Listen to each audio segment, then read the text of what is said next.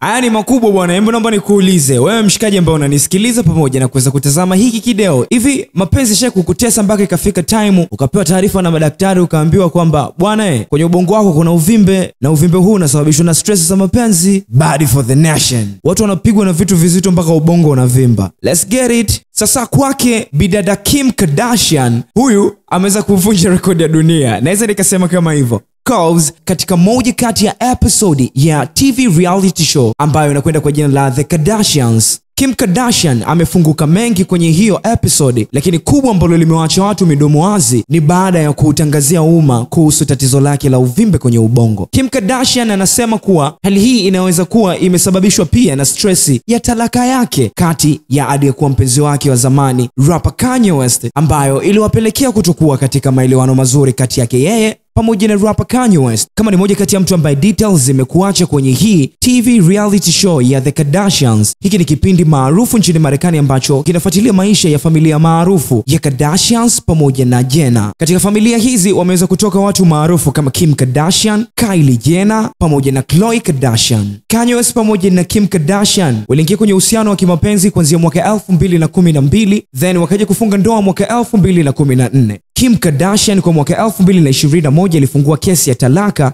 then talaka hiyo ikaja kutoka Novemba 29 mwaka 2022. Walibahatika kupata watoto wanne, wa kwanza akiwa ni North West, alizaliwa Oktoba 22 mwaka 2013, wa pili ni Saint West, alizaliwa Disemba 5 mwaka 2015, wa tatu ni Chicago West, alizaliwa Januari 15 mwaka 2018, na wa nne ni Sam West, alizaliwa Mei 10 mwaka 2019. Kim Kardashian anaendelea kwa kusema kwamba licha ya tatizo hilo la uvimbe kwenye ubongo wake, pia mikwaruzano kati yake yeye na rapper Kanye West ilimsababishia tatizo la ngozi ambalo linaitwa psoriasis, ambalo tatizo hili hutokana na msongo wa mawazo. Licha ya tatizo hilo pia Kim Kardashian anasema alikumbwa na tatizo la Stockholm Syndrome, ambalo hili ni tatizo la kisaikolojia linalosababisha mtu kuonesha hisia chanya kwa mtu aliyemdhuru. Na anasema kuwa maelezo hayo aliyapata kutoka katika kliniki ambayo inaitwa Cleveland. Pia aligusia kuhusu tatizo la afya ya akili ambalo lilimkumba rapper Kanye West kwa mwaka 2016 na kusema kuwa tatizo hili lilikuwa ni chanzo cha kuwasababisha kutokuwa na maelewano mazuri kati yake yeye na rapper Kanye West. Kwa sasa hivi hapo tena pamoja. Nilitamani kuweza kuhusika na hii video kutoka katika episode ya The Kardashians, lakini kwa sababu ya copyright za YouTube inanilimit kuweza kuiweka hapa. Lakini kama ni moja kati ya mtu ambaye unapenda kuweza kufuatilia vitu, basi search hapa YouTube, andika Kim Kardashian diagnosed with brain aneurysm, blames stressful Kanye West divorce. Sasa nikiwa bado nipo huku kitaa cha mbele, moja kwa moja kwenye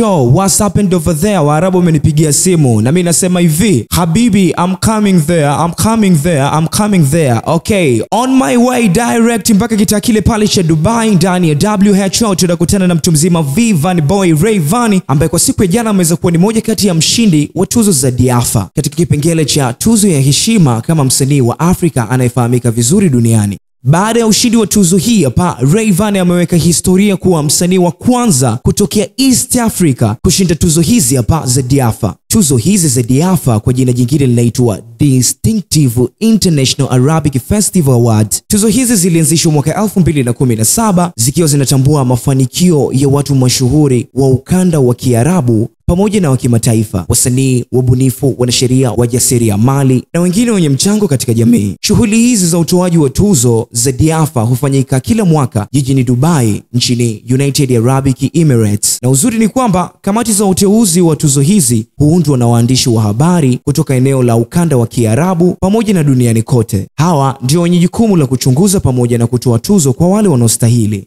Hapa Waarabu mmetisha wanangu. Rayvanny anakuwa msanii wa kwanza kutokea East Africa pamoja na Tanzania kwa ujumla kushinda tuzo hizi za Diafa. So tuna kila sababu ya kuweza kumpongeza mtu mzima Rayvanny, Vanny Boy. Big shout out to him, man. That's it, ladies and gentlemen. Ndani ya Kasako Media, hii inaitwa WHO. This is a Kelvin K, your daddy, father of 6 babies voice. Say poor.